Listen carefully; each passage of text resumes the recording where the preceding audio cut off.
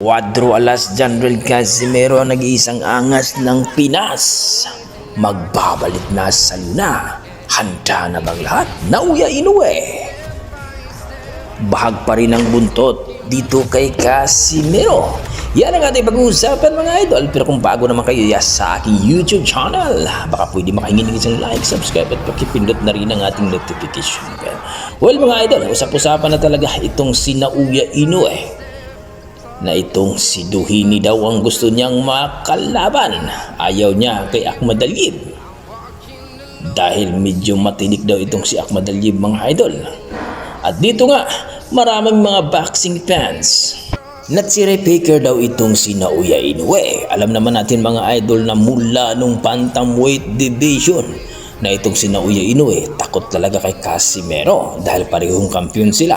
Itong si Nauya Inoue, champion ng IBF.